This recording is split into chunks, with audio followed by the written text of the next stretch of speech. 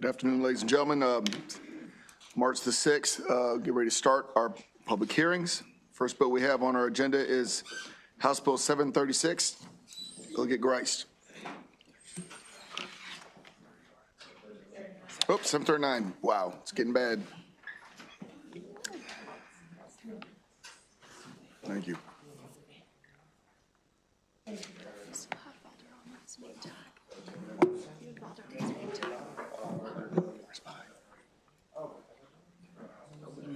All right, sir, I apologize. Our speakers aren't really good in here, so while you're being recorded, I don't think we can hear you. So either got to speak into the mic or drop a little bass in your voice. You ready? Go ahead, sir. All right. Mr. Chairman, Vice Chair.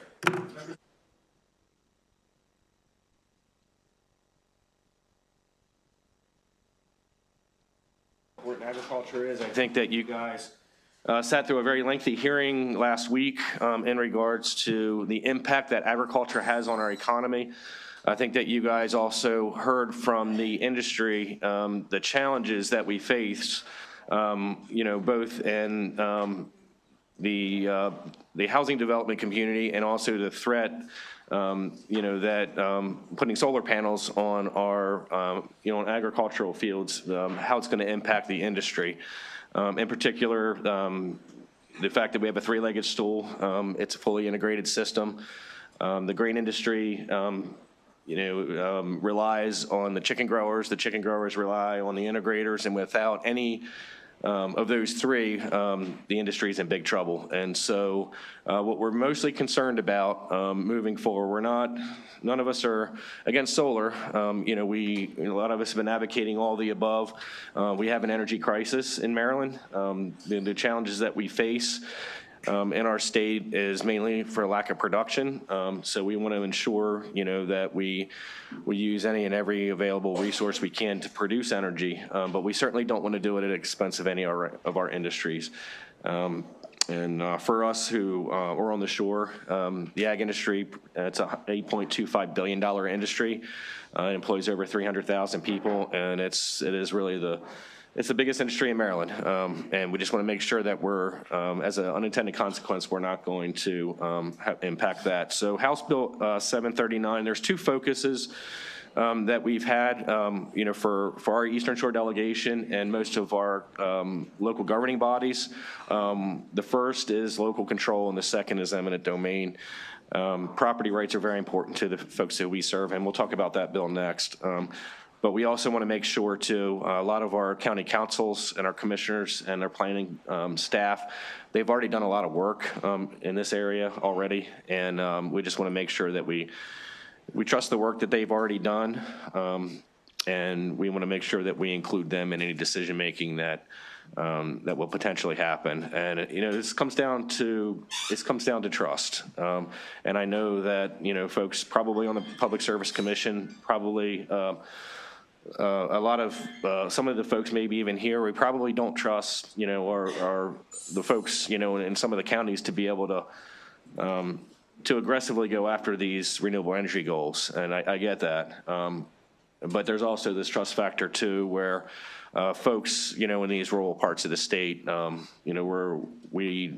have a hard time, trusting solar companies. We have a hard time trusting the folks who are very aggressively going after this as well. So we think there's some compromise somewhere, in this, and that's what we're asking for.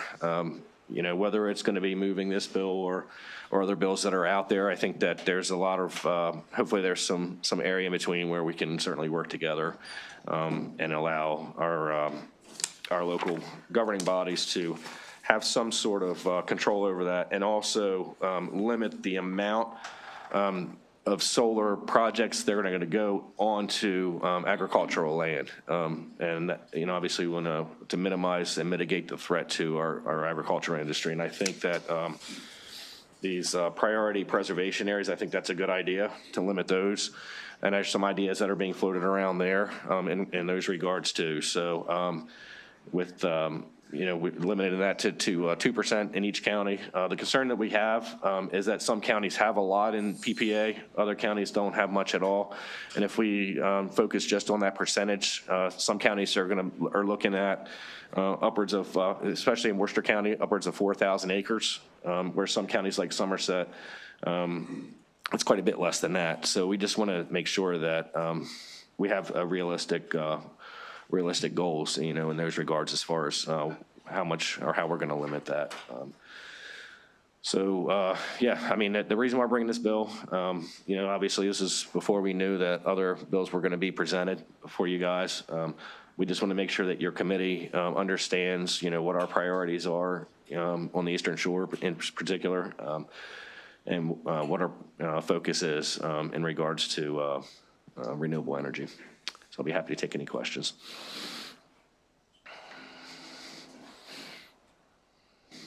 Sir, are you testifying as well, sir? Yeah. Yep. How y'all doing? I'm Matthew Jones. I was here the other night, testified. I want to thank you guys for being nice to my daughter, and I just came over today just to reiterate. I know you all heard a lot, and the farmers' concerns are real. The county's concerns are real. We work well with everybody. It really went well the other night, I feel like, to see that we can actually work with people and we can be trusted to work with people. That's what this is about, trying to earn the right to be able to have the opportunity to actually work with these companies instead of being possibly put forth to actually be forced to work with them. And sometimes that doesn't sit well with people. And just have some faith in the communities, and I think it'll go a lot better if people aren't scared. I hear that. I'm very, just to let you all know that is a real thing. If people feel like they have some control, sometimes they work a lot better with people when they feel like that. And it would be good just to let our representatives from our areas express our concerns and try to do this the right way. Because it's important, and there's a lot of stuff at stake if it doesn't get done the right way. So appreciate it.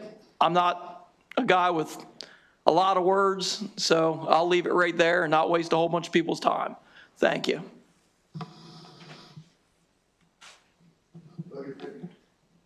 Thank you, Mr. Chairman. Thank you, Delegate. Caroline County, have you guys had are there any solar farms there now, or have you had some issues with this already, and how the process went down? Is that? Yeah, I'll be more than happy to take anyone on the committee on a tour into Caroline County. I would say, not acreage-wise, but if you drive the roads, it looks like about a third of our county right now has silt fence, going around a lot of large parcels of farms that at the beginning of construction for solar panels. I think we're either 1,000 acres, maybe a little over 1,000 acres. We're well on our way to 2% of our ag land.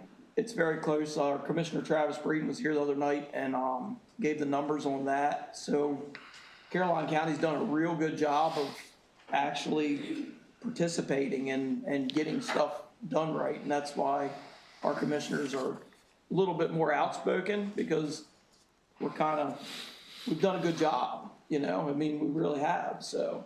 And Caroline County has, in their local laws, already written a cap of 2,000 acres, which I believe is the most anywhere in the state. So they've shown that they're not opposed to solar. They just don't, they want to be careful that that it's capped, that it is mitigated, because once you take farmland out of production, it's very difficult to get it back into production. When you're not growing and rotating crops for 20 or 30 years, it's going to take a long time to get that back to the way it was. Okay. Thank you. Thank you, Mr. Chair.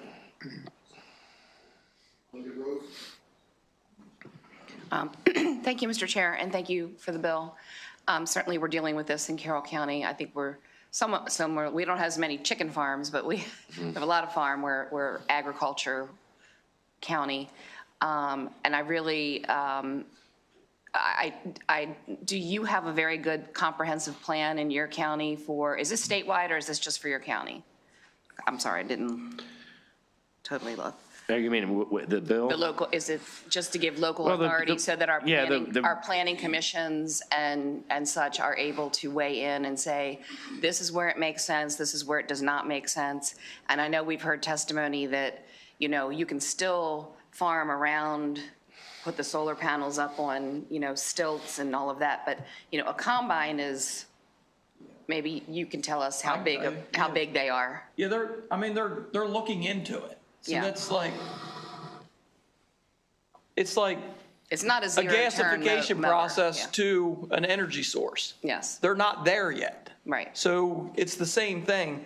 And the type of farming that we do to support the grain industry, to support the chicken industry, it's not feasible. I mean, that's for stuff like beef operations and stuff. That would just completely change what we do. It would be more like a West Virginia, where agriculture is not of value anymore. I mean, I hate to say it that way, but it's the reality of it. I mean, it is a lower way of a lifestyle of agriculture. You know, you don't have operations that feed the Northeast. You know, that's what we are. We're the breadbasket of the Northeast. That's what we do. So that answers your question. That's helpful, yes, thank you. And would you just say that, you know, we always say local makes the best decisions for locals. I mean, we all know have, that. we all have strong Yeah. counties Yep. and planning commissions, and we have master plans. And while, as Delegate Gray said, we're not opposed to solar, but we should have a say in where it goes and how it's put into commission. Would you agree? Or do you have a comment on that? I'll comment on that. The issue is we just don't want to be force-fed. And then I go back 15 years. We look at Plan Maryland, we look at tier maps. And so what the state did is they set goals, and they really left it up to the counties to decide how they were going to achieve those goals. But they set up the parameters, and this bill is very broadly written. It's not very prescriptive at all. And so maybe the state could do something very similar to what they did 15 years ago, where you set up these minimum, goals that, the state would expect these counties to have, and then allow the counties to provide their own planning moving forward to give them that flexibility. Thank you very much.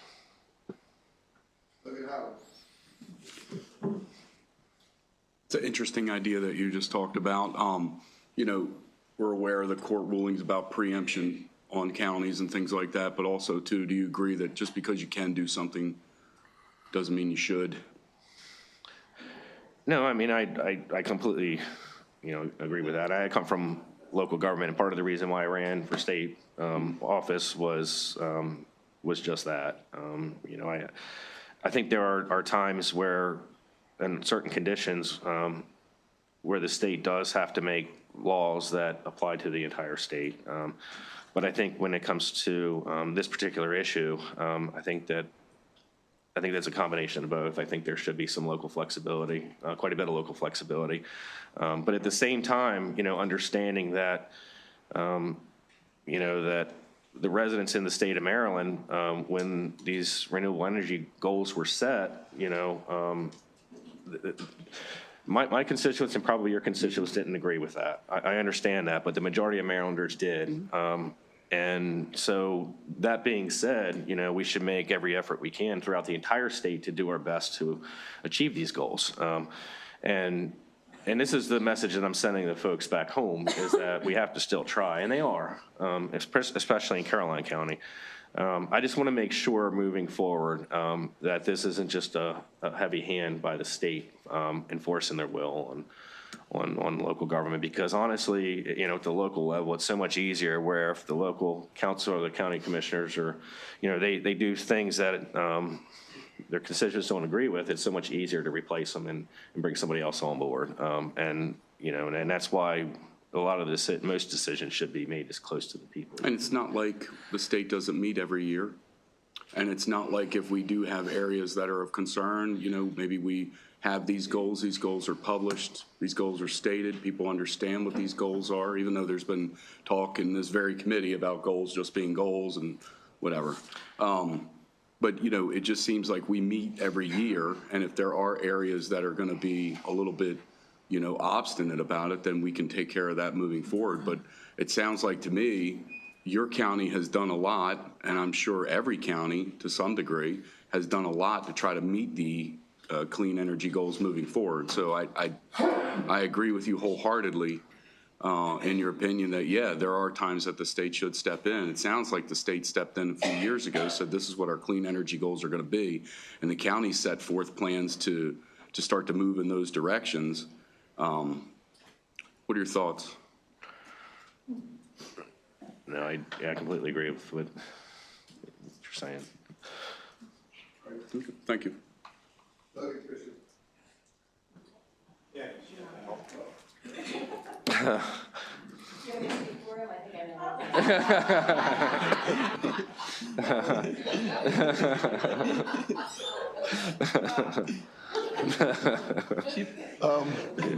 It's like an ongoing joke. She must like to talk.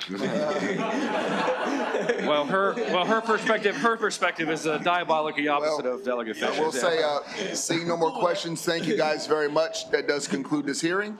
Thank you again, sir. Next bill is House Bill 742. Delegate Grice. Thank you. And again, I'm not going to repeat, the comments I mentioned in the previous bill in regards to preserving agriculture, preserving the industry, because it's more than just economic too. It's also cultural. It's a way of life, and and I can tell you that this is a hot topic on the Eastern Shore. And I mean, if you look at social media, it's this issue is blowing up social media, and I can tell you that that if the state comes in and it gets desperate over time, because I can tell you the trend now with solar, in particular on the Eastern Shore, is that I think the low-hanging fruit has already been picked in regards to these leases. These solar companies, they're there to make money, and it's a very heavily subsidized industry. And there are farmers right now for the best soil irrigated land. If the farmers have to pay landowners about $400 an acre. And these solar companies are coming in anywhere between $1,500 to $3,000 an acre with a $15,000 signing bonus. And they're getting this each and every year. Not the signing bonus, but they're getting that $1,500 to $3,000 a year. And I can assure you that every single landowner on the Eastern Shore has been contacted several times already. I mean, I've seen these letters. I mean, they're getting letters, it seems like, weekly, and Matt can attest to this. The landowners that have already decided that they're going to lease their land to solar have already done it. And the ones who have not, they're not going to. And as time progresses, we're not going to hit our REC goals, because I can attest to that. We're not, under current law, we're not going to hit them, because our landowners, they would prefer generational farming. They would prefer to turn their farms over, and you heard it last week with Matt's daughter. Money's not a big issue for, I mean, money's important, but preserving their family history is more important than money. And they're not going to do it. And so we have this letter from MEA talking about eminent domain. And I've heard over the last couple of years, well, I even heard it from landowners, they're not going to go that far. There's no way the state's going to take somebody's property. There's no way they're going to use condemnation. There's no way under any circumstance. I'm like, well, hold on for a second. I said, if we're not going to hit our goals, and they're aggressive, I can tell you the state's very, very aggressive in hitting these renewable energy credit goals. And they're going to want to keep this tool in their toolbox. And everybody's like, well, no, that's not going to happen. It's not going to happen. Well, we get this letter a couple days ago from MEA talking about this particular bill, which is a prohibition, against using eminent domain for solar. It would prohibit the use of eminent domain for the construction of solar energy generating stations, undermining Maryland's clean energy goals and slowing down the development of renewable infrastructure, critical to achieving a sustainable future. Maryland has set ambitious targets for clean energy generation, which prioritizes expanding the state solar capacity. Restricting eminent domain for solar projects while allowing it for traditional energy infrastructure places an unfair burden on clean energy development. Eminent domain has long been a tool used to serve the public good, ensuring the critical infrastructure such as roads, power lines, energy generation facilities can be built when necessary. Solar energy generation stations providing immense public benefits, including job creation, economic investment in local communities, improves energy resilience. Blocking the ability to secure land for these projects will only exacerbate Maryland's existing challenges in meeting these energy benchmarks, and that's what I was talking about. That low-hanging fruit's been picked. The bill only creates unnecessary barriers to solar development and reinforces reliance on outdated energy systems, and for those reasons, they oppose this bill. So MEA wants this in their toolbox. They made it crystal clear that I'm guessing they have every intention of using eminent domain in order to achieve these renewable energy goals. And it's not comparable. Solar is not comparable to anything else that's on this list. We can put solar panels anywhere. We can put them on rooftops. We can put them on parking lots. We can put them on farms, where the irrigation pivots don't hit because the crops aren't getting water there. And I mean, there's so many other options out there. Under no circumstances should we ever use eminent domain for utility scale solar because we have so many other options. So it's a lot different than transmission. It's totally different than transmission. We're comparing apples and oranges here. And we have to take this out of their toolbox because I can tell you, I talked about it in the last bill, there's a trust barrier between the residents in our rural parts of the state and the Maryland Energy Administration and a lot of the legislation that we're passing. And I think that it will go an awful long way if we can take this toolbox out, and it will settle a lot of anxiety that a lot of our folks in the rural parts of the state have in regards to solar. If we know for certain that the decisions are ultimately in their hands as a landowner, whether they're going to have solar or not, they're perfectly fine with that. And I would be perfectly fine with that. And then, that being said, there's bills that are out there. If we can remove, this tool with eminent domain out of the toolbox, and we can work with our local governing bodies, I mean, this is something certainly that I will publicly go on record and actually support. So that being said, I'll be happy to take any questions.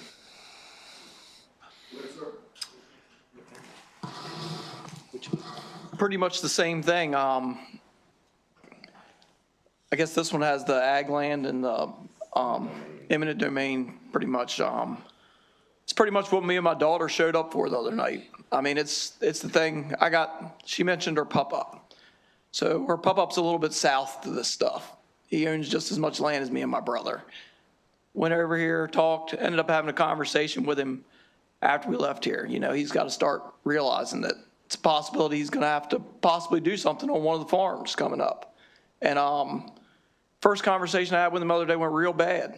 3 hours later, not quite as bad, When I explained it to him, you work with the people, then, the home farm, certain farms, not as big a deal. Don't work with the people. Like, these people can get this on their own. They don't need this hung over their head. That's what me and my daughter were trying to explain. Like, if you just have some faith, when you try to force, sometimes you hurt. Like, these companies are good negotiators. They got good people working for them. Let them do their job. And talk to the real estate agent that represents the developer that's in our neighborhood. After I left there, he said, well, your daughter's famous now because somebody made a thing and they've got about 17,000 views of it, And I'm like, great, We're not that type people, but very much so. I'm just asking, to let people work. If they feel forced, it's really tough on us with the older generation when they feel forced. I mean, you don't know how, and it's just gonna be an issue that you run into too. I mean, so appreciate it. Yep. Chair. So, Delegate, first off, I think you know generally where I'm coming from on bills of this nature. I mean, we are concerned about the proliferation of solar. But if you don't mind me, just in the fiscal note, eminent domain is defined as the power to take or condemn private property for public use, and one of its inherent powers of state government, and through the state its political subdivisions. Courts have long held that this power, known as eminent domain, is derived from the sovereignty of the state. And so I'm only going to ask a question that's probing for the sake of having the conversation. Are there any other examples where eminent domain has been limited or exempted under similar bills or court actions? I'm asking just because I want to understand how effective the bill would be and what we're really trying to achieve through it. I'm not aware of any. There may be. We haven't combed through every single law to look for an example of any eminent domain prohibitions anywhere else. But I will say that this issue is very unique. In most cases where eminent domain is used, it is through, whether it's energy production or transmission. I mean, they use eminent domain for roads. But this is an example where I honestly believe we don't have to use eminent domain. Historically, it has been used for energy production and transmission, but solar's different, and I think I articulated that. I think this is a great time to use it if there ever is one. So the reason, and just so, it's saying that the power to take or condemn private property for public use. So the question is your bill, by banning solar projects, a public use under or are you concerned about it being deemed a public use? In other words, could eminent domain ever actually be used to do what your concern is going to happen? Ocean City did eminent domain not that long ago, and there was a public use, public good. But this is saying that the government's going to come through and take 1,000 acres of land. How would you define solar as being a public use? That's a good question. I'm not an attorney, so I don't know. I'm not either. But I will say that they have attorneys working for the Maryland or the Maryland Energy Administration. And they feel like this is a tool that they need in their toolbox that they will use under these circumstances, and I think they articulated that in this letter. It's in the letter that solar is basically just like a road, power lines, solar. So it's articulated into the letter. And if it's not, then no harm, no foul, I suppose, right? No, I get it. So the MEA letter is very problematic for me because they seem to be taking the novel approach that through opposition of this bill that they actually do have the power and would use it. I mean, that's problematic at best, but the question is, would it actually be deemed a public use? It would be challenging. We don't have to answer the question. Yeah, I'm going to say it would be challenging courts, I'm sure. Yeah, I mean, because it's anything that generates power, so this is a power plant. All right. And I guess my question would be, to your knowledge, when was the last time eminent domain was used for solar in the state? It never has been yet. About natural gas? I don't even know about natural Here's gas. the eminent domain issue is, let's say there's a natural disaster and our grid is taken down. At that point, the government has to make decisions about how we're going to get back on track, and sometimes it may be transmission lines, sometimes it may be, so we preserve that. I've never seen it used, and it's never been flexed that way, so I just want to be very clear. And you kind of said it yourself several times anyway about, I don't think we need to use eminent domain because all the farmers are getting 10 times the amount for their land as they would get by farming. So to be clear, the governmental taking that you're worried about, it sounds like the market's doing what the market does. So I guess I don't understand how this issue, I get the language and I see the fear in the language, but from what you've explained and your big fears, it sounds like the market's doing what the market does. Why would we ever need eminent domain under those circumstances? Because I've given you the circumstance in which the state still needs to preserve it for those natural disasters or something of that nature. But why do you think solar, when it's so, financially viable, why would that ever be an issue? Well, these guys the landowners are being offered, like you said, 10 times what they would get if a farmer had leased their land. And still, they're not they're not signing these leases. That's what I'm saying. And the folks who have already signed these leases, they started doing so about 3 or 4 years ago. The low-hanging fruit's already done. And I will tell you that most of the landowners, at least in the 4 counties that I represent, if they haven't already signed a lease, they're not going to. Even at those prices, they're not going to. And the point that I want to make is that over time, if these folks continue to not sign these leases, we're not going to come even close to hitting our energy goals, our renewable energy credit goals. So at what point are we going to force that issue? And that's the concern that we have, is that MEA is saying, no, they're willing to do it in order to be able to achieve these aggressive, and I even use the word aggressive, energy goals. So I hope that answers the question. Even with these high numbers, they're still not signing leases. But it kind of flies in the face of your last bill. If the only people that have signed or will sign have signed, then what's the point? It doesn't sound like anybody else's land is going to be used for solar. It sounds like you're going to preserve all the ag land that you have because nobody else who owns a farm wants to get out of farming. So again, they don't really mesh well together. And I say that because, again, just to be clear, you know, what my understanding of when we would need it versus what you're describing to me. And remember, this isn't just your county. This is a state that, while your county apparently seems that the farmers don't want to participate, in many other parts of the state, they do. And so there's still going to be other places to put, you know, solar energy. That's not our only form of energy. And I don't know if you've paid attention to the energy policy coming out of this body, but we even go as far as beyond battery storage, offshore wind. We've even gone nuclear and natural gas. We're never going to be reliant solely on solar energy. So and this is more of just a comment for this gentleman here of fear of somebody coming in and taking your farm because we really need to put solar panels. That's not really the government's goal, but that's also, it's not practical because there are a lot of other ways that we can generate energy. We're just trying to look into all of them at the same time. That's all. I know,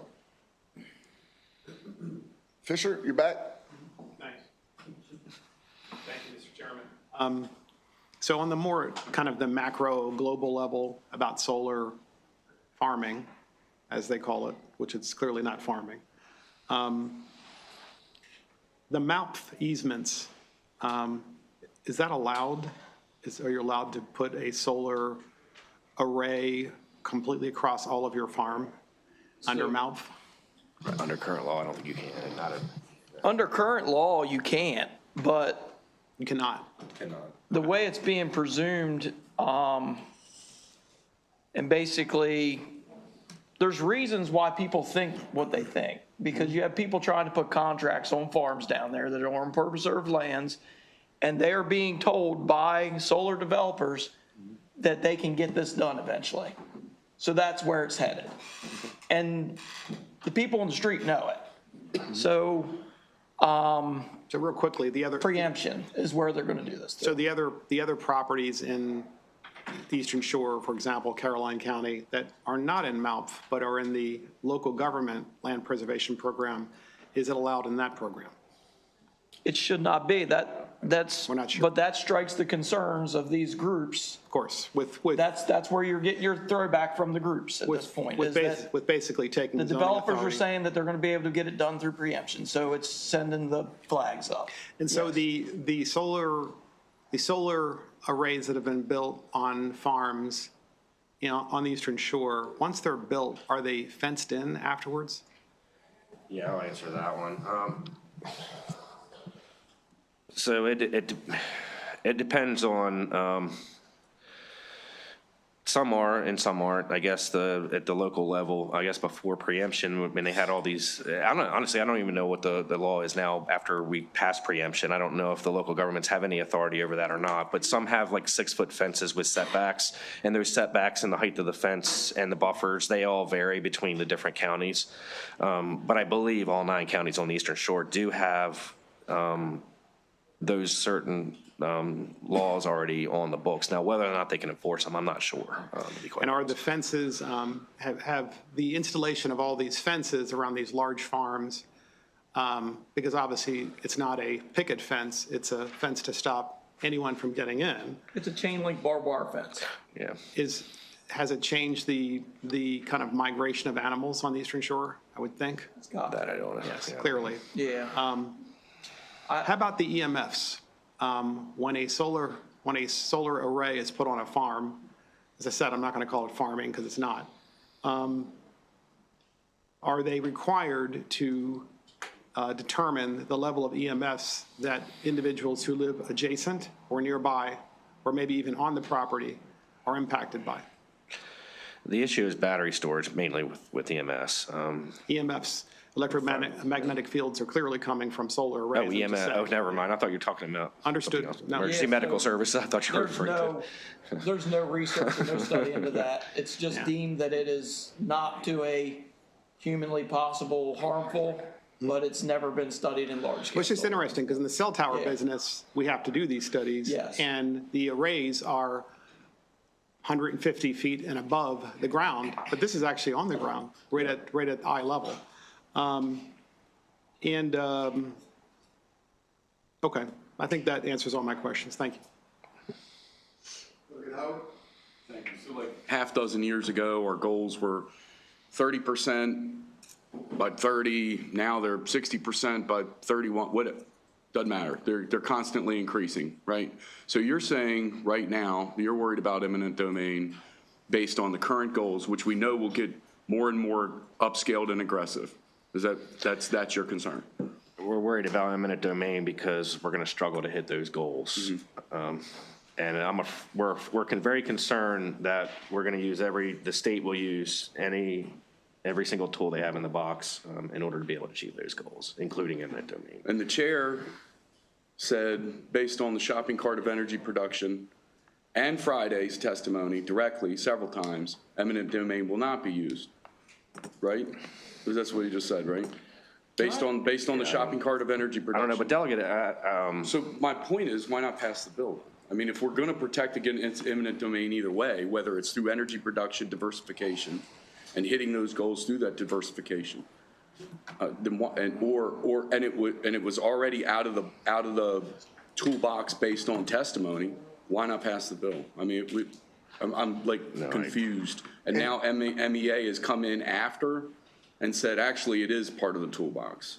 Actually, it would be used. I can't, yeah. I've explained why, and I've also, to be clear, we have not hit our RPS goals ever, and we've never used eminent domain. That's correct. And again, this isn't a debate about the bill. I want you to understand this is me trying to, because there are farmers here, there are farmers listening. There's no goal, there is no secret web, like, well, if we're not getting, covering this state with solar. It's just one of the things in the array, and as I've said, eminent domain does place, it's an important issue when it comes to disasters, things of that nature. The state we've always had.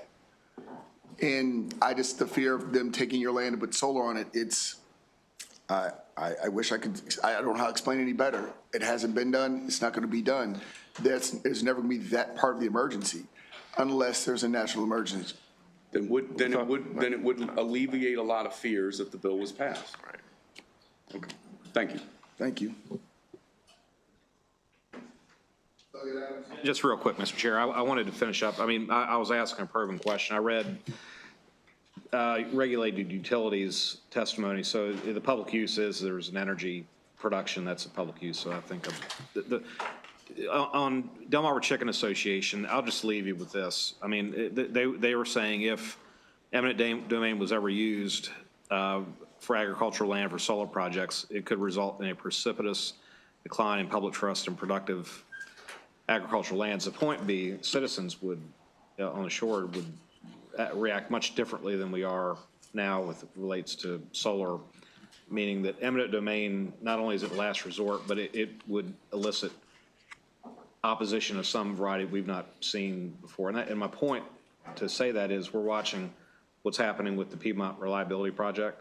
I think we're seeing elements of that. And the only thing I'll say by way of question is if we're trying to pass a bill like this, I have to believe this may be one of the first examples, unless it's shown that there are other examples of the state actually eliminating eminent domain. And to that extent, This is a provocative, if important, certainly a provocative bill in that particular setting. Yeah, I would never support the elimination or prohibition of eminent domain for transmission. I think that would be a bad decision because that's completely different. I mean, you have point A, point B, you got to connect the two, and you're going to have to take property in between those 2 points. Solar, on the other hand, we can put solar panels anywhere and everywhere. There's no need to take somebody's property. And I know, Mr. Chairman, it's to your point. So it may never be an issue, quite possible. But the only way we can guarantee that is by moving this bill. We can't guarantee it won't happen. We can say it probably won't, but there's no guarantees that it won't happen. The only way we can guarantee it is by moving this bill. And I'll end with that. Transmission lines, we've been planting underneath them our whole life, so even if they do it, it doesn't even matter. Yeah, that's the difference in this and the solar, so, thanks. Thank you very much. Seeing no questions, that does conclude this bill hearing. Thank you very much. Next, we have Thank you, guys. House Bill 1270.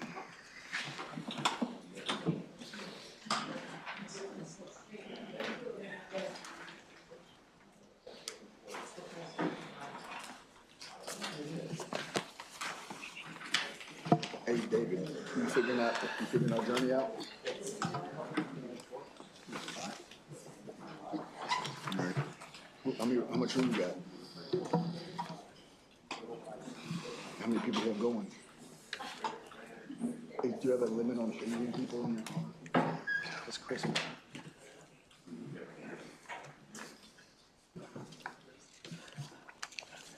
You guys ready? Yes, sir. Mr. Chair, members of the Economic Matters Committee, thank you for the opportunity to present House Bill 1270 for your consideration this afternoon. For the record, I am Jim Heimball, delegate representing District 1A, which is all of Garrett and Allegheny County, which is pertinent when it comes to this bill. Delegate, I'm sorry, I have to ask you, what did you do before you came here? I heard you had an illustrious career. You talking about Your military career. time in the military? Yes, sir. Yes. What did you do? With my enlisted time, 29. Wow. But I'm proud of my enlisted time. And what about you switched over, didn't you? I went in as an E1 and. What'd you come out as? I got lucky and came out as a colonel, 06, but. Well, thank you for your service, brother. But you and I both know I did a lot of things. If somebody had seen it at the wrong time, I would have got out as an E1. There you go, right. But thank you for asking. Thank you. I just want to make sure. Thank you very much, sir. Yeah. So this bill was cross-filed in the Senate by Senator McKay as Senate Bill 399. And before I go into a little bit of detail about the bill, I just like to go over a little bit of background, and I'm sure what I leave out my experts here on the panel will help me out with. But I think we all know that Maryland right now is potentially in trouble when it comes to availability of electricity. And I know this organization, I know you're familiar with the PJM grid, but PJM, who is a regional grid operator, selected the Mid-Atlantic Resiliency Link, or MARL, as part of a series of transmission solutions to address the reliability issues that are resulting from increased demand and a loss of power generation sources. And as a result of that, PJM asked NextEra, who's with us here today, to build the MARL transmission line, or the Mid-Atlantic Resiliency Link. It'll be a 500 kV line that will be about 105 miles long. It'll run from southwestern Pennsylvania to Virginia. More specifically, of our interest, it'll run through Garrett and Allegheny County for a distance of about 35 miles. Right now, it's proposed to be a 200-mile right-of-way. This bill, if it's approved, would essentially allow an option for NextEra to build that new transmission line through state-owned lands. More of an issue, I think, is the fact that part of those state-owned lands have been designated as wildlands. And there's 3 wildlands involved: Big Savage Mountain, Bear Pen, which are both in Garrett County, and Dan's Mountain, which is in Allegheny County. the length of the line through those wildlands would be about 1.8 miles, and I'll talk more about the impact of that. The proposed line would run parallel to an existing Potomac Edison line that's already there, it was there before the wildlands were designated. It has 175 foot wide right-of-way. I want to be clear, what this bill doesn't do is recommend or propose that the transmission line be approved or constructed. All it does is offer for consideration, an alignment for consideration by the PSC. And the alignment described in the bill would provide, A, the most direct route through Allegheny and Garrett County, and B, as a result of that, would minimize the impact on privately owned properties, including family farms. And I'm sure that's the reason that both the Allegheny Farm Bureau, the Garrett Farm Bureau, and the Maryland Farm Bureau have all endorsed this bill. They all support this bill. If another alignment is chosen, if the line is built and another alignment is chosen, it'll result in several more miles of right-of-way, which would obviously have a bigger impact on private property owners and a bigger environmental impact.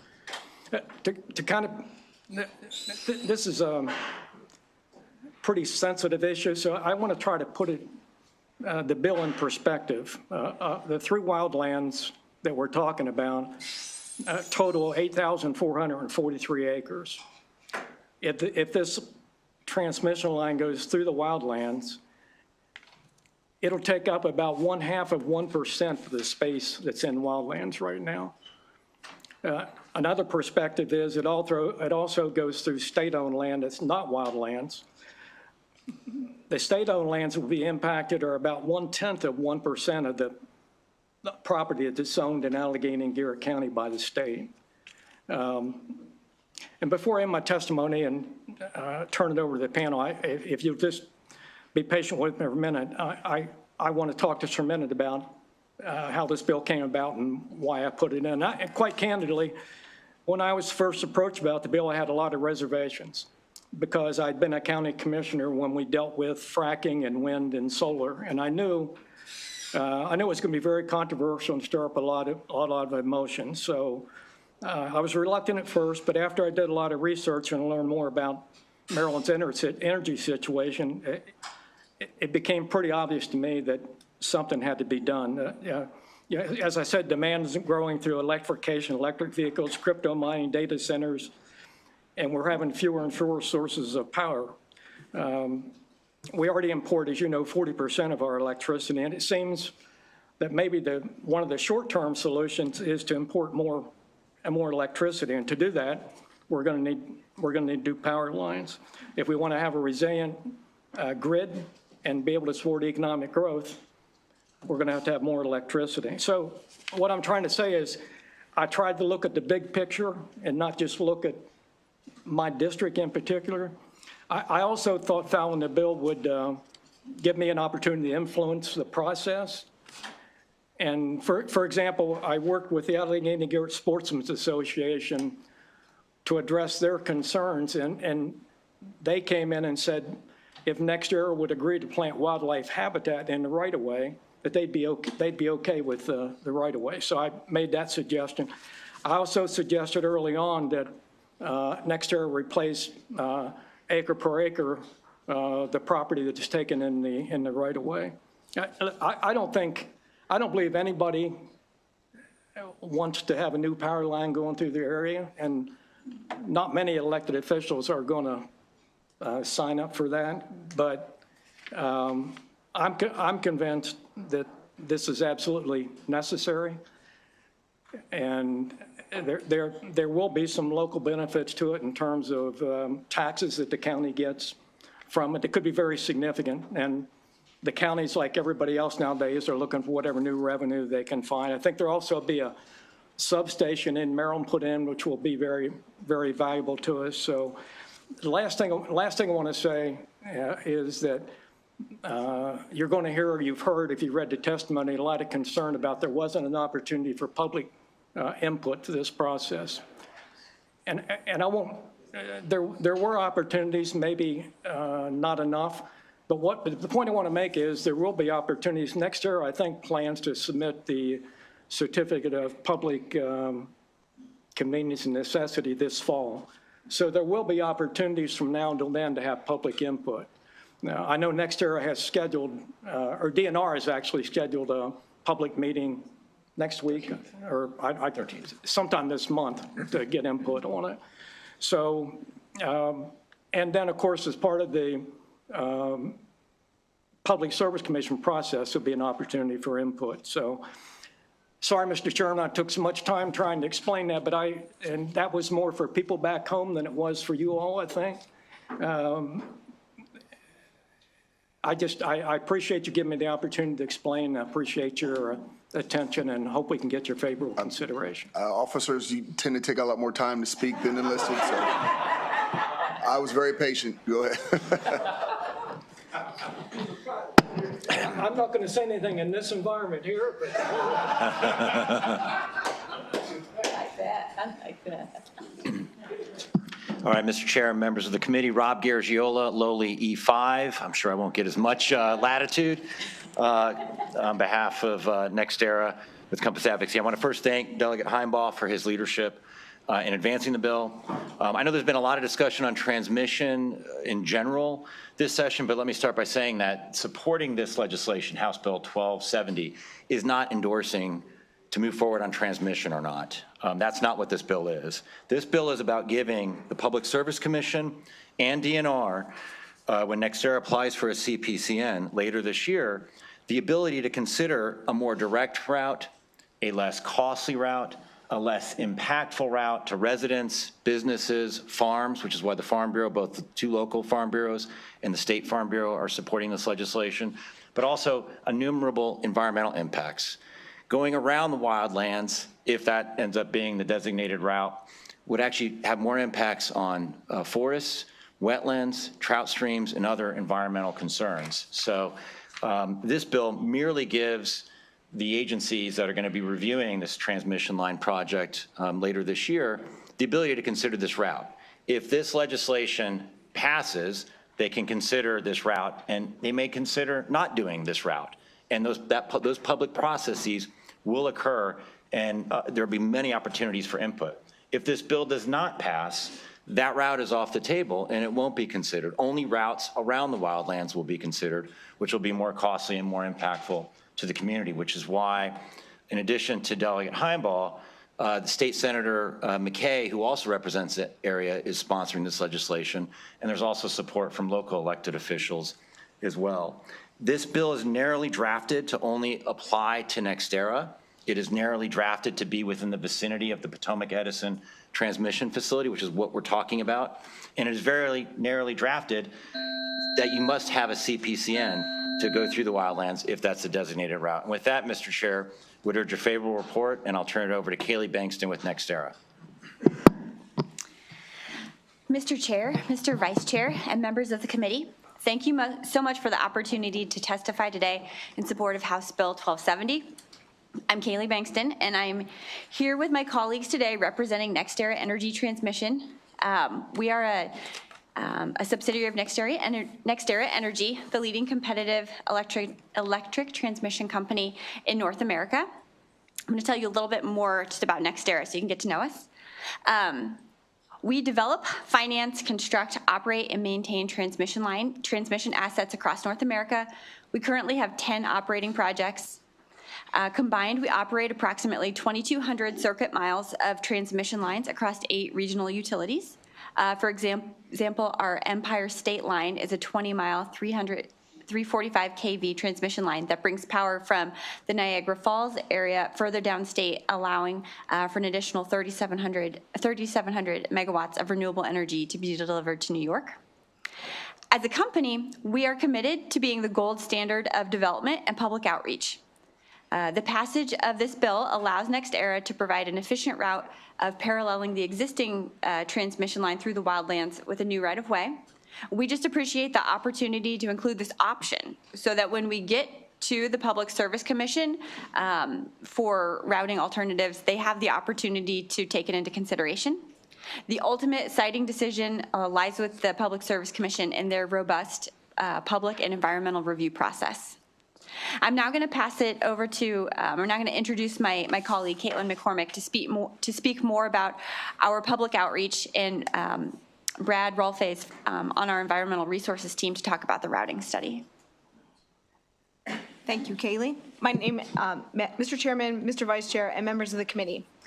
Thank you for the opportunity to testify here today on House Bill 1270.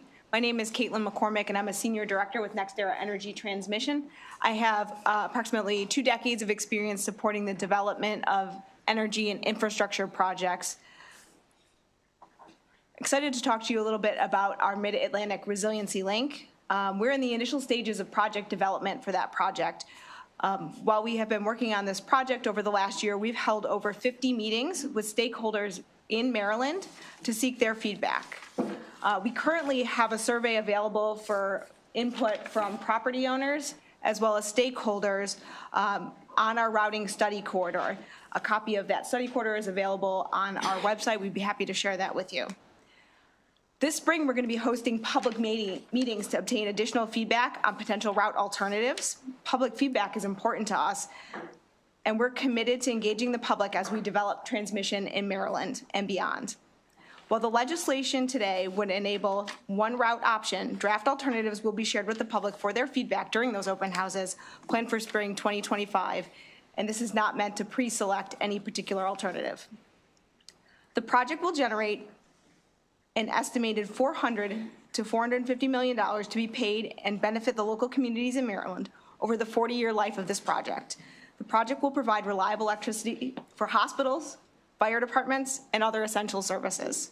We look forward to being a long-term community partner and successfully completing this project. I welcome any questions you might have. Thank you for your consideration. Mr. Chairman, Mr. Vice Chair, members of the committee, my name is Brad Rolfes. I'm a senior environmental specialist with NextEra Energy with nearly a decade of experience in high voltage transmission line siting, licensing, and environmental permitting. In addition to the route being considered through the wildlands, we are evaluating options to circumvent the wildlands, as mentioned by the Senator. By assessing the relative impact on the human and natural environment. Although we are still evaluating and performing our routing analysis, alternatives to avoid the wildlands would appear to be more cumulatively impactful due to the increased length when compared to paralleling the existing transmission that already cuts through the wildlands. NEAT Mid-Atlantic is working through a detailed routing study to evaluate these feasible routes, options, and alternatives and present them to the Maryland Public Service Commission for review and approval. Our objective is to use the best available, publicly available data to present information and recommendations to the PSC per their process. This legislation provides us the opportunity to present paralleling the existing line as an option to the PSC. Our routing process aims to understand the constraints and resources and opportunities within the project study area. Constraints would include resources identified using best available public data and data sharing agreements, which we've entered into with federal, state, and local agencies. We've engaged these agencies to incorporate their input and understand their priorities to inform our routing process. Our goal is to minimize environmental impacts to the natural and built environments to the maximum extent practicable, while developing critical energy projects to enhance the grid reliability and resilience. Our preliminary analysis indicates that routing around the wildlands would extend the project by about 10 miles and add 15 to 20 miles of greenfield routing when compared to a route abutting the existing line cutting through the wildlands, which this bill would allow for. Additionally, it would result in significantly more incremental habitat fragmentation, forested clearing, and impacts to wetland streams and other rare, threatened, and endangered species habitats. Thank you for your time, and I welcome any questions. Yep, so thank you. I guess, Delegate, to start, I understand what you're trying to do, and I'll be completely frank with you, I like it.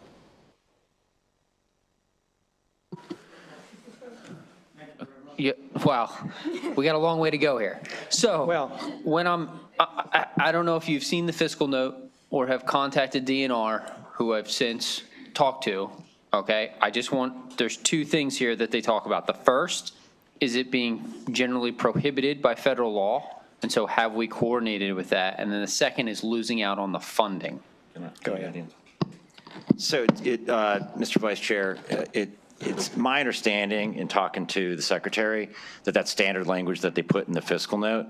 My understanding further is that in the PSC and DNR through the PPRP process can talk and have the discussions about, and this is common with forest conservation and other things, about NextEra potentially providing funds to replenish whatever wildlands are taken. I think the delegate alluded to that as well. So my understanding is, number one, it doesn't violate federal law. Number two is from a funding perspective, that's not an issue as well. And that's in conversations we've had with Secretary Kurtz. Okay. I don't know if this many people, oh, I know what's going on. I actually have legit questions for you, sir.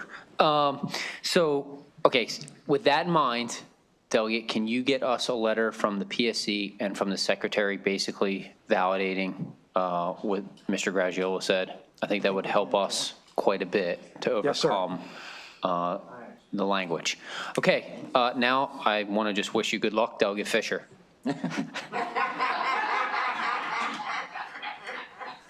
You're wishing him good luck, or Well, we've been shot at before, so Yeah.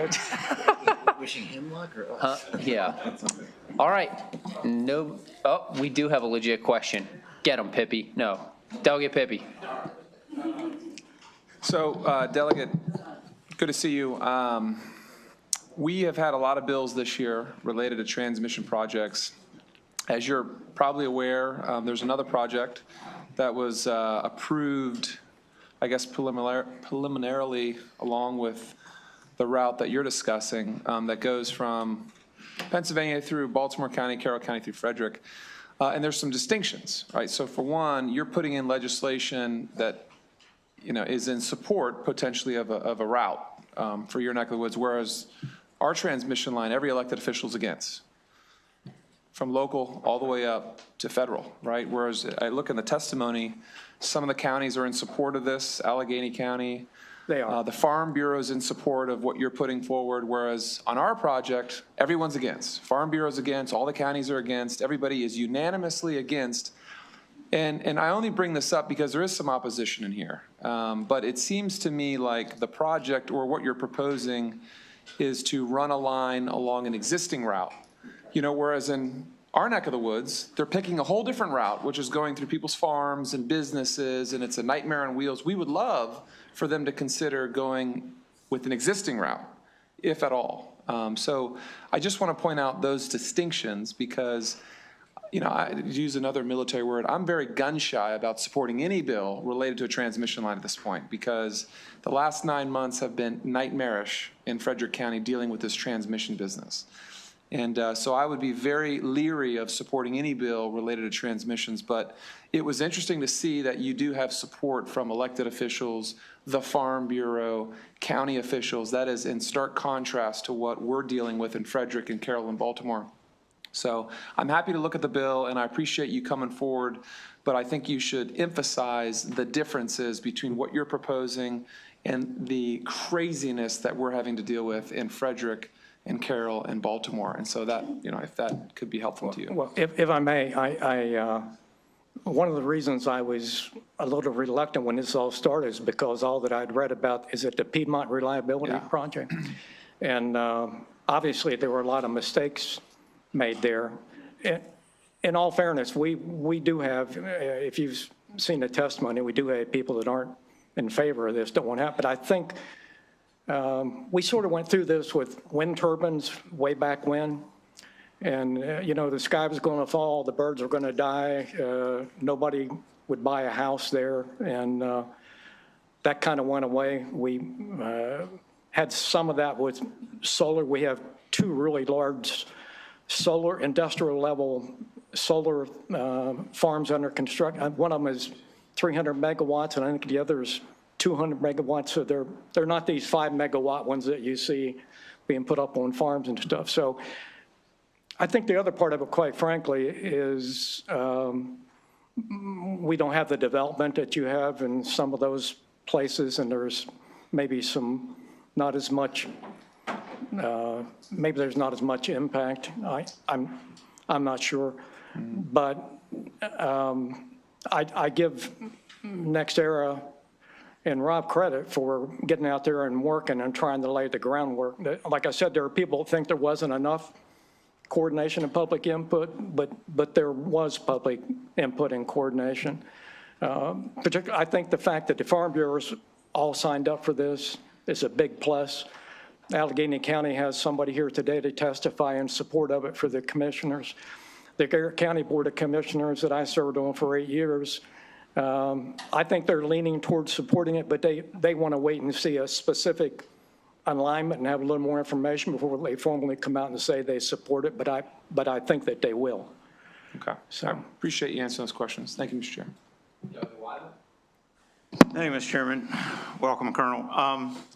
I'm trying to understand the bill, so it kind of has a different twist or angle to it. So you're taking parcels of land out of your wildlands in order to direct this transmission line to be contiguous to existing? Is that what it's doing? It essentially, help me if I'm right, it essentially takes a 200-foot easement for the transmission line out of wildlands so that the transmission line could possibly be built there. And that's basically the only place it could go there. If I may add, the dynamic again is that there's an existing Potomac Edison transmission line. I understand that. And so we can't go on their right of way, we can go next to it. You're going. And that's what we're looking to do because we feel it'll be less impactful to the community. Yeah. So I heard NextEra testify that this is the most efficient route, so why are you looking at other routes to begin with?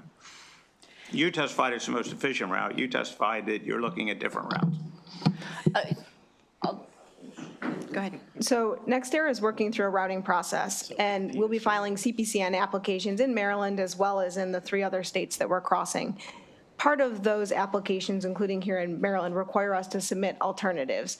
And it's important to us to make sure that we are collaborating with the public to make sure that we're getting their input to pick the route that is best balancing those impacts to the human and the natural environment and to meet the needs to provide safe, reliable electricity in the area. So this is one alternative that can provide a more direct route, and we would like its ability to be considered as part of that process. We are also looking at other alternatives, and we'll be presenting those that we integrate with the feedback ongoing now from our ongoing survey. We'll have those at the open houses in spring of this year. All right, so I assume the PSC is part of their CPCN process would make that determination, but there's no existing capacity on the existing line or the ability to attach existing poles?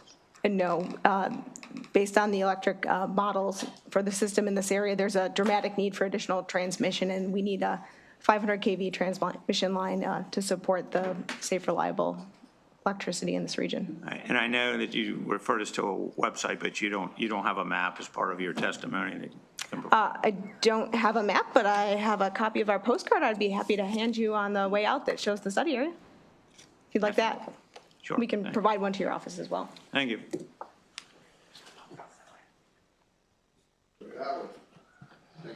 So so the bill allows you to basically cut this line through preserved lands. Is that correct? That's what this bill would do? If the PSC, that's at the CPCN process. So basically the bill gives the PSC the option to consider a route that's co-located with an existing Potomac Edison route. So if this bill passes, the PSC can consider that route among other routes. But in that process is a public process, as you know, DNR is involved through the PPRP. They can't even consider it without this legislation. If this bill does not pass, then the most direct route, less costly route, probably less impactful route to people and other. Less costly to the company, right? Well, I mean, those costs get socialized across 4 states. Right. So ratepayers too. Right. Yes, less costly to I'm glad you made that point, thank you. less costly to ratepayers. Literally what I wanted, yeah. Yes. There's no clear until the PSC approves. Right, the PSC would have to approve. So the bill specifically says, upon a condition of a PSC, CPCN approval to go through the wildlands, would that exemption exist? You need an exemption legislatively to do that, but it's conditioned on getting CPCN approval. And the PSC, even if this bill passes, could weigh the different interests when they do the public outreach, and DNR does its public outreach, and they could conclude at the end of that, when they issue a CPCN application for this project, that the wildlands route is not the right route. That can still happen, but it can't be considered if this bill doesn't pass. It's off the table. Okay, thank you. Well, I believe that at least concludes, this. So that was very lengthy. Thank you, sir. You're amazing as always, Colonel. I do want to take a moment to make sure we know that our treasurer, the former chair of this committee, we call him he who shall not be named, but also known as Chairman Derek Davis. He's here. I think he's his fraternity, the AKAs or whatever, are here today. So I just wanted to, to everyone introduce my former chairman and treasurer, Derek Davis. And I know your people do this thing with the pinky, so, I'm proud of you, brother. Do we have any more?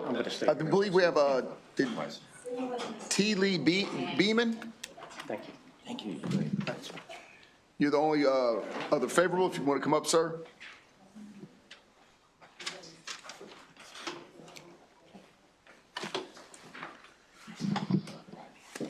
Good afternoon, Chair Wilson, members of the committee. My name is Lee Beeman. I'm the county attorney for Allegheny County. I'm here today testifying on behalf of the Board of County Commissioners of Allegheny County. For 3 reasons, the county commissioners support this bill. One is the necessity of infrastructure to support data centers. We've reached the reality that this sort of infrastructure is necessary. It has to go somewhere. In discussions with NextEra, there have been consideration made of putting a substation in Allegheny County that would allow an off-ramp for the power that's being transmitted through Allegheny County to directly benefit the citizens of Allegheny County. And finally, this process, the bill here today does not preempt the CPCN process. Through the CPCN process, county governments do have the ability to provide direct recommendations. The CPCN shall consider those recommendations. They shall hold public hearings in order to provide opportunities for feedback from citizens. And the PSC through the CPCN process is required to consider alternative routes. At this point in time, the commissioners aren't supportive of this exact route, but they are supportive of the legislation that's necessary in order to have this route be considered and to ultimately voice their opinions through the CPCN process where they believe it would be most appropriate for them to provide their feedback through the established process. And so for those reasons, on behalf of Allegheny County Commissioners, I urge a favorable recommendation of House Bill 1270, and I would welcome any questions. Thank you. See no question. That concludes the favorables. Now we'll go to the unfavorables. Stephen Storick.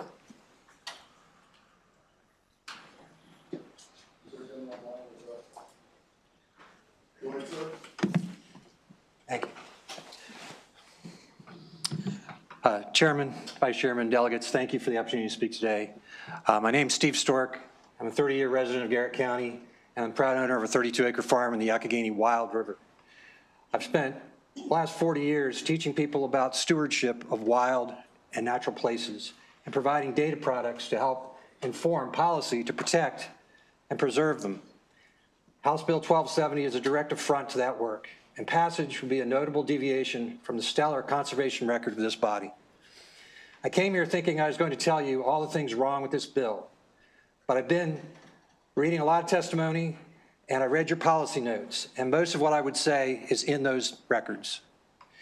A few years ago, when the legislature sent $4.7 million to Garrett County through a budget process for a trail that violated the Resource Protection Statute and COMAR, just like this law, just like this bill, I attempted to point out to Senator Elfreth the issues with the legislation. She stopped me mid-sentence and stated, "You don't know how things work in Annapolis. Getting things done is all about favors, compromise, relationships, and loyalties." She said, "The details I wanted to share seldom mattered." Well, I still learned a lot about this bill, and I know a lot about wildlands. And if you care to ask some questions, I'd appreciate it. The more I learn about this bill, it seems more and more likely that someone high up in the administration wants this bill. It's likely a concession or some other downstate interest, perhaps a new power plant, a delay in raising electric rates. How else could DNR mobilize to collaborate with NextEra to draft legislation to skirt some of our strongest pillars of resource protection to clear constraints, as you heard, for next year's power project? It's also obvious the power and authority are being consolidated in the Public Service Commission to dictate where and when power development occurs, like this bill, giving them authority over our wildlands. I hope you'll vote unfavorable on this bill. Thank you. And just for clarity, I believe DNR is opposed to this bill. DNR is taking no position on this bill. I mean, that's, it depends on how you read what they wrote, but I'll say that there is really no nefarious act that I know of. There's no, there's nothing going on beyond delegates bringing what they think is in the best interest, at least of their community. And whether I agree with the bill or not, because I'll say that I don't believe that the administration in any way is in favor of this bill. And sometimes when they come in, you know, I guess you call it neutral. If you read what they wrote, not as neutral as you'd think it'd be. So I wouldn't worry about that, sir. Thank you very much. I believe we have one more unfavorable, Kurt Schwartz online. Sorry about that. Honored Chair and Vice Chair, members of the committee. My name is Kurt Schwartz. I live in Columbia, Maryland, and I am here on behalf of the Maryland Ornithological Society, a statewide volunteer organization devoted to the study, enjoyment, and protection of birds and their habitat. We have over 2,000 members and 15 chapters in Maryland. We strongly oppose HB 1270. This would permit the construction of overhead transmission lines in 3 state wildlands: Big Savage Mountain, Bear Pen, Dan's Mountain. And these 3 wildlands are type 1, which means they are virtually untouched by civilization and ecologically vulnerable to human interference. Dan's Mountain is an important bird area, means it supports a sizable portion of at-risk birds. Savage Mountain falls within the Savage River important bird area. Bear Paw has a large unbroken forest that the Department of Natural Resources says shows characteristics of old growth. These 3 wildlands are unbroken and are valuable to forest interior dwelling species of birds, which are in steep decline. This explains why Dan's Mountain and Big Savage are both classified as IBAs. Overhead transmission lines fragment habitat, making it less suitable for forest interior dwelling birds. Support roads further fragment the forest. This bill sets a terrible precedent. If 3 wildlands can be open to development, so can the other 35 wildlands in Maryland. The wildlands system was established in 1973 and protects a total of 65,956 acres. Our members visit these wildlands to admire the birds that live there. And I'm about running out of time, so we would urge the committee to issue an unfavorable report on HB 1270 to save these wildlands from development and avoiding setting a terrible precedent that would encourage further development in other wildlands. Thank you for your attention. Thank you, sir. Seeing no question, that concludes that testimony as well as the bill hearing. Thank you guys very much. Appreciate it. Next bill we have is Delegate Guyton, House Bill 631.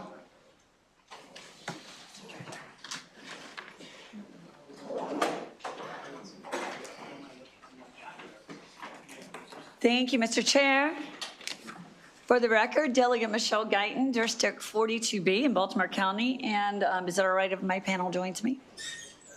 Thank you. In the words of Delegate Pippi, who looks like walked out, here comes the craziness, from Baltimore County, Carroll County, and Frederick County, relating to the Maryland Piedmont Reliability Project. So I am here to ask for your consideration of House Bill 631. This bill is introduced in response to that aforementioned project, one I am sure that you are all intimately acquainted with at this point, so I won't go into that in too much detail. The problem with the line, one of the many issues with the line, is that the current recommendation does cut across a great number of acres of preserved land. The proposed line cuts through 245, almost 246 acres of conserved land, and the action would be seriously detrimental to our state's commitment to preserve 600,000 acres of agricultural and open space by 2040. So I am asking you to prohibit the government, or any instrumentality of it, from using eminent domain to take land that is already subject to an existing conservation easement. You heard a bill from me a week or two ago that was a different version of the same concept, but it just asked, pretty please, would you please not allow them to do this? Please consider other options if the land is under preservation easement. This is a much stronger bill, and I hope that you will consider it as well. It's cross-filed in the Senate as Senate Bill 189 by Senator Brooks and Hettleman, and I respectfully ask for a favorable report on House Bill 631. Thank you. And I will yield all questions to Delegate Charkoudian. Go ahead, next. Mr. Chairman, members of the committee, for the record, Tyler Huff, Maryland Farm Bureau, here in support of HB 631, and we thank the delegate for bringing this bill. Maryland farmers work tirelessly to preserve agricultural land for future generations, safeguarding the state's agricultural heritage and ensuring food security for its citizens. The Maryland Farm Bureau policy strongly aligns with the principles set forth in HB 631. We oppose the taking of preserved ag land by eminent domain, as well as the taking of land protected by conservation easements. These actions not only diminish the effectiveness of preservation programs, but also erode the trust and participation of landowners in such programs. This legislation is not only about protecting land, it's about honoring commitments that have been made by Maryland farmers and landowners who have voluntarily entered into preservation agreements. It also serves to uphold the state's broader goals of fostering sustainable agriculture, mitigating climate change, and conserving natural habitats. Would be happy to answer any questions, and we respectfully ask for a favorable report. Thank you. Good afternoon, Mr. Chair, members of the committee. My name is Lindsay Thompson, here today on behalf of Maryland Grain Producers Association in support of this legislation. I'd like to speak specifically to the Maryland Agricultural Land Preservation Foundation Program, or MALPF, which was created in 1977 via legislation by this body. And the statutory purpose of that program is to preserve productive farm and woodland for the continued production of food and fiber for all Maryland citizens, and curb the expansion of random urban development, and to protect agricultural open space. This is the first of its kind program in the country, and it's actually held up as the gold standard of agricultural land preservation programs throughout the country, and has preserved over 350,000 acres of prime and productive farmland in the state. So taking agricultural land via eminent domain does disrupt the agricultural production occurring on those parcels, which is contrary to the purpose of the land preservation program in the first place. Specific to the MPRP project, we did get our hands on one of the easement agreements, and within that agreement it said that you may not move equipment over 12 feet tall under the transmission lines. That takes out our sprayers. That takes out our combines. So not only can we not farm under those transmission lines, but we can't move our equipment back and forth between parcels that are cut up by the transmission lines. So we feel as though this would be extremely disruptive for future agricultural production, and again, in conflict with the purpose of the preservation program, and we would urge your favorable report. Thank you. Go ahead, sir. Thank you, Chair Wilson. I'm Michael Sonnenfeld, Chair of the Easement Committee for Land Preservation Trust. LPT is a local land trust that holds 380 conservation easements on over 14,000 acres of land, and we're the administrator for the state of the Piney Run Rural Legacy Area. LPT strongly supports House Bill 631 to protect the privately owned land subject to the terms of a conservation easement from eminent domain.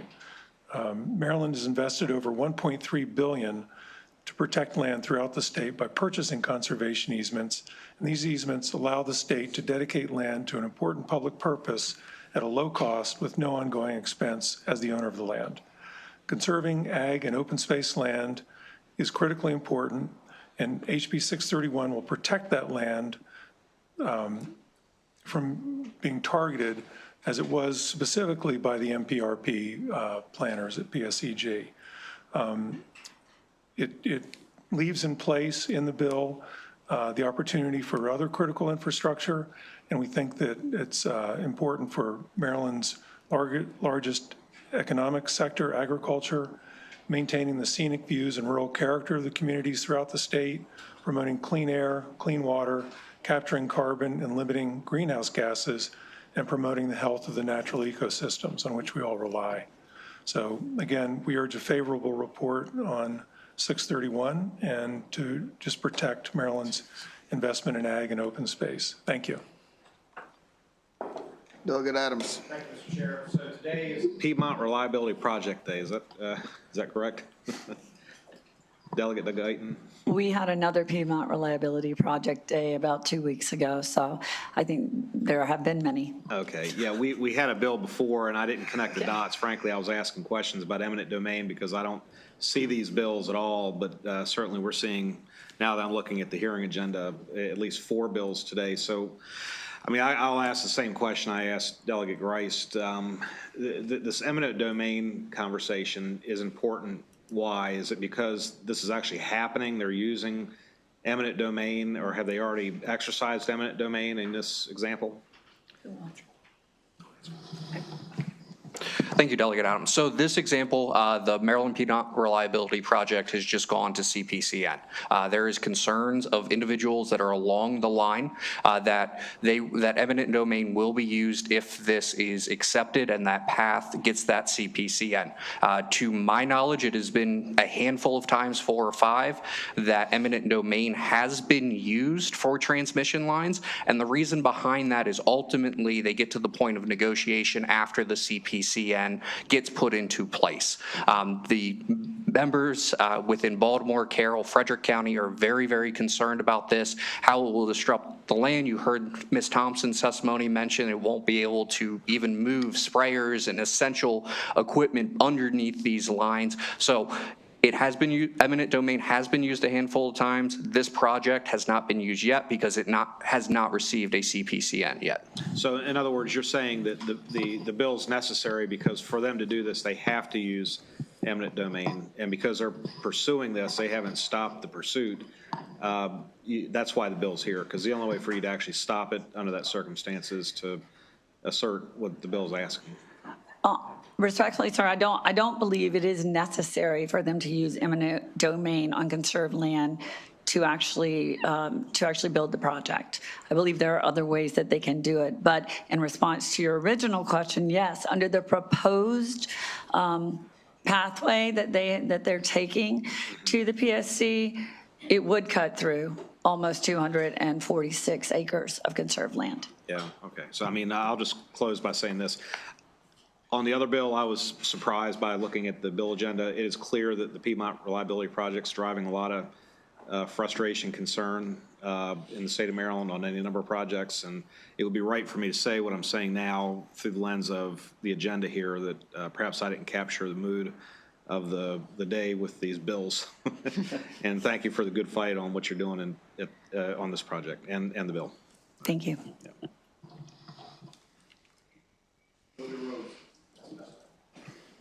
Thank you, Mr. Chair, and thank you for bringing the bill that was proudly co-sponsored by myself and a very good bipartisan bill, because we're all very much affected by this. I would love to get a copy of that easement agreement, if you don't mind, after the fact. And is it not the case that when we first started learning about this in, I think it was July of last summer, that one of the very first news reports was the gentleman from PSEG basically saying right off the bat, well, if we have to, we're just going to take the land by eminent domain. That's how they came out of the box. Is that correct? I believe that is correct. And then along the way, they've softened on that and said, oh, we wouldn't do this. We would only do this in emergency cases. But in fact, that's not how they started the conversation. And the proposed route also does not indicate that. Would it be fair to say that they softened their response because of the outpouring of thousands of citizens from Baltimore, Carroll, and Frederick County who came out and said how upset they were about the attitude and the way that they're going about this entire process and the lack of transparency? I think that's fair to say. Thank you very much.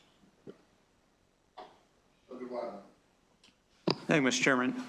So my question is on Mouth. So my understanding with that easement, you can't build anything on that land, right? So if the transmission line were built over that, how would that work? Would they have to repay the fund? No, so the MALP easement agreements and then also rural legacy easement agreements some of them do actually explicitly allow for the taking of the land via eminent domain for transmission lines. However, we have found in certain easement agreements after certain or before certain dates. So for example, in rural legacy agreements before 2003, there is a provision where the taking would require legislative approval by the Maryland General Assembly. So we're not sure exactly what that looks like, but there would be some legislative approval there. And then in some of the MALP agreements, it actually says specifically the taking for generation or transmission to benefit Marylanders. So in the case of our understanding of the path of the MPRP now, it may not actually stop in Maryland. It may just go straight through to Virginia, so that energy would not necessarily benefit Marylanders. So it can be done with some caveats. Okay, so if that language is in certain contracts, I guess this would trump that if it passes, or? Right, this would protect all of the easement agreements. Okay. So what do your easement agreements say today? Do they allow it or not allow it? They, in general, allow for it with, for overhead transmission lines with the two caveats that I mentioned that would require either legislative approval or the benefit of Marylanders. If this bill were to pass, then it would prohibit the taking for all of them. Okay. Do you have any plans to change the language in those, given this proposed transmission line? So the Maryland Agricultural Land Preservation Foundation is governed by a board, and that would be their decision, and I'm not on it, Oh, okay. Thank you. unfortunately. Thank you, Mr. Chairman. So for the sponsor, I just have a quick question. It's kind of on the line of the last question. So you have some favorable with amendments and other amendments. So the MACO amendment, you've read that. Are you favorable with addressing that? I think I kind of heard your panel say yes to that. We would be favorable. There's also another recommendation or amendment request from AOPA, I believe. Yeah. That personally makes sense to me. Okay. That if they must extend runways for public safety, but I have not discussed it with the folks up here at this table. But, Understood. But that would be something that personally I would consider a good use of that land. And I think the AOPA amendment falls in line with why MDOT says that they have issues with it. So I think if you address that, you would address the MDOT concern, and you seem to be amenable to that. Yes, I am. And thank you so much for reading this file so carefully. I really do, all the time. Thank you. No further questions to this panel. Now we have also favorable Gracie Middleton.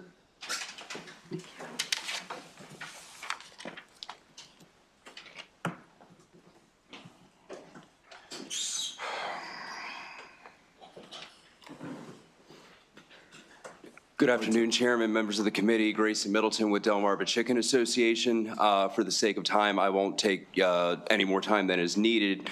I think that the panel pretty much well covered everything that I was going to say. I'll just add that I think that this conversation is even more critical now given recent budget considerations to MALF that have the potential to completely cut out the program. So we're looking at, for probably a considerable amount of time, possibly no more land added to this program.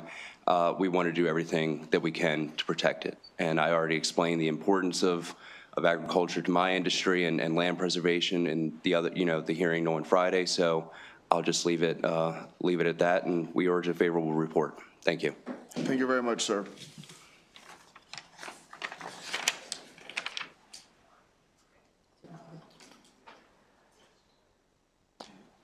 Delegate Mangione, there he is. We now have House Bill 1337, Delegate Mangione.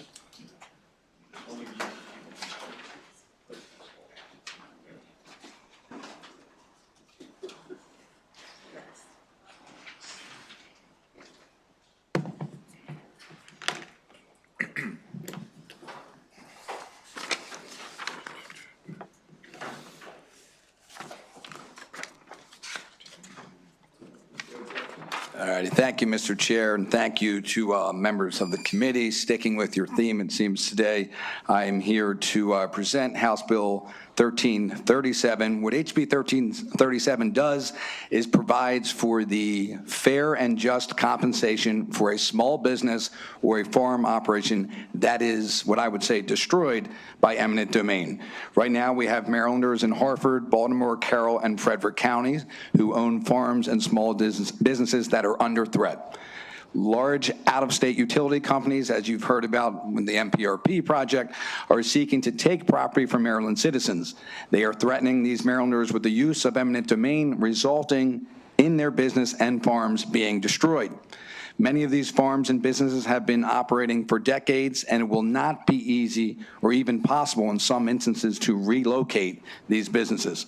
Keep in mind, these are small businesses and not corporations. These are family-owned. They're not conglomerates. These are family-owned businesses. We must force these large out-of-state utility companies to fairly compensate these family-owned businesses by expanding the damages awarded to landowners to include lost profits. If we're going to allow these large out-of-state utility companies to use eminent domain to destroy our small businesses, then fairness requires that we make them provide for lost profits. HB 1337 provides fairness and protection to our businesses and farms, and if these awful threats of eminent domain do become reality, then our citizens deserve our help. Thank you, and I urge a favorable report for House Bill 1337. And just briefly, when we talk about lost profits, is it in perpetuity? So that's all up to, that's a great question. And the way we have it in the bill is the compensation for the lost profits are awarded if the owner, number one, can prove the lost profits can reasonably be prevented by relocating the business or farm operations or by adopting reasonable steps that a prudent person would take to preserve the lost profits. If the owner can demonstrate the relocation or other reasonable measures would not prevent the profit loss, then they're eligible for compensation. And then we also have here that it's generally accepted accounting principle applied on a consistent basis, so how that would be applied in terms of that general accounting principle. Whether or not that would mean perpetuity, it really all depends on how they define that.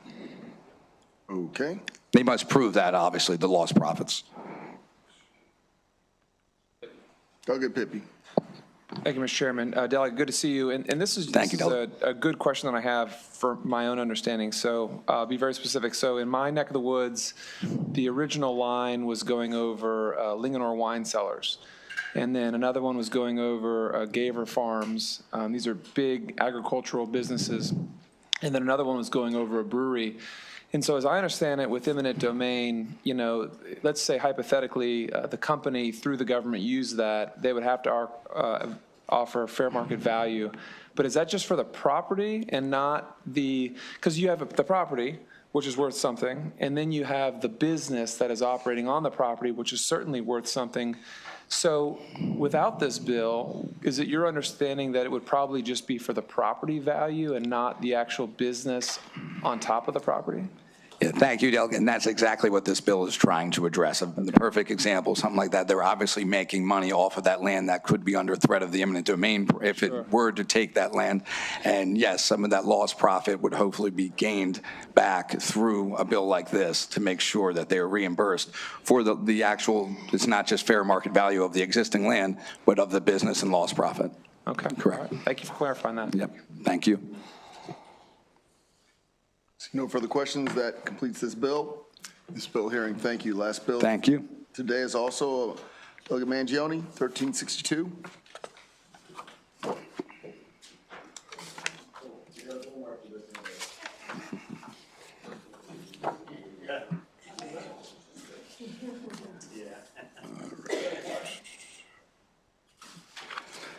All right, good afternoon. Thank you again, Mr. Chairman and members of the committee. For the record, Delegate Nino Mangione here, District 42A, in support of House Bill 1362. This is about the protection of every home or landowner in the state of Maryland. You have no doubt seen the attacks that every family in Maryland has been under by big utility companies as it relates to all of our utility bills.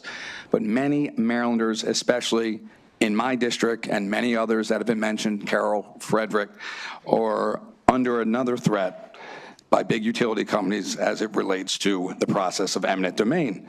Far too often, these big utility companies try to take private property from our citizens. They walk in and immediately, as we already been discussed, I was at the hearing, they walked in, the presentation from PSEG, for example, that Delegate Rose discussed, where the gentleman made a mistake, and the first thing he said was that eminent domain was one of the options, and they actually had it in one of their flyer, which is kind of a poor marketing strategy to tell the citizens, yeah, right in the flyer here on the front page, we can possibly come and just take your land, and there's nothing you can do about it. But they walk in, they immediately use that threat, they disrupt lives, destroy communities, kill businesses, and destroy family legacies. And this isn't just me trying to say that. These are the stories that many of us in this committee that have dealt with this project have heard, personal stories. So in almost all of these settings, our citizens are forced to hire attorneys, expert witnesses, and other professionals to protect what is rightfully theirs from the big utility companies who walk in with an army of lawyers, professionals, and expert witnesses paid for by the monies, mind you, that the big utilities earn from charging Marylanders exorbitant rates.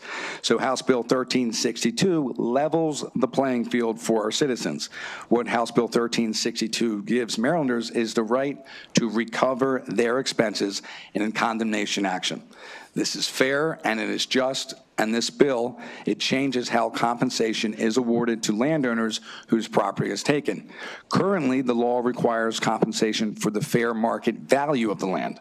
The bill would add that in addition to that value, landowners must also be compensated for any legal, expert, or other costs that they incur during the legal process if someone prevails in being awarded a higher value than offered.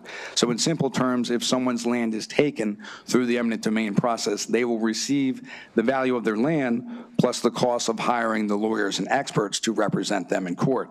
So this ensures that landowners are fully compensated for the financial burdens of the process. So a very brief example would be they offer you $1 an acre, you fight it that you deserve $10 an acre based on what you believe is the value. Your lawyer goes in there, the eminent domain process, they're going to likely 99% of the time still take the land, but you're rewarded with an opinion that states, yes, it's worth $10 an acre. Well, the legal fees and the expert fees that you had to pay to get to that decision in the court should be compensated under this bill. The U.S. Supreme Court in the United States versus Bodkel Company held that compensating a landowner for all costs incurred as a result of the condemnation action is, quote, a matter of legislative grace rather than a constitutional command, meaning we can fix this problem and protect our citizens. You will see support in your emails from an overwhelming number of Marylanders who are simply asking for us to be just and fair. But you'll also see opposition from large utility companies like BG&E. Simply stated, BG&E and others, well, they wish to continue to intimidate our citizens by preserving a much easier path to taking their property. This is the same BG&E, I hate to say it, we've all heard the numbers that made more than $550 million in profit last year. I'm not against profit, but at the same time, this, according to published reports, BG&E, let's remember, wants to raise rates again. So these large utility companies want all of the power, all of the money. HB 1362 that gives Marylanders a fighting and fair chance in this process. I urge you, stand with our fellow Marylanders and issue a favorable report. Thank you very much. Seeing no further questions, that does conclude this hearing. Thank you, Mr. Chair and Committee. The last bill of the day, Delegate Rose.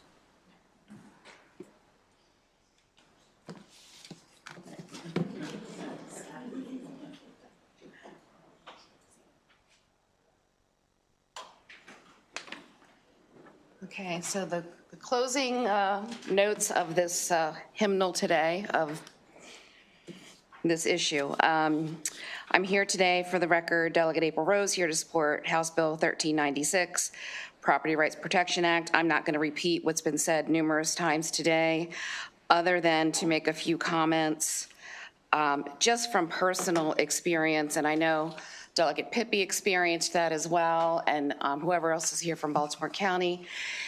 When this issue happened and it came out that they just, as I said earlier, they came out of the box, well, if we have to, we're just going to take their land.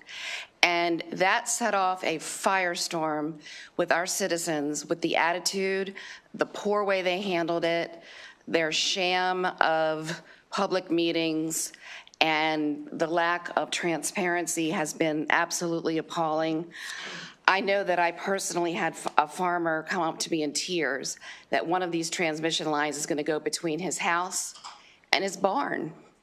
How is he going to navigate that? How is that reasonable? And to take away these farming legacies, I think is completely wrong. Farming is difficult. I'm gonna get upset because this is so important to our community.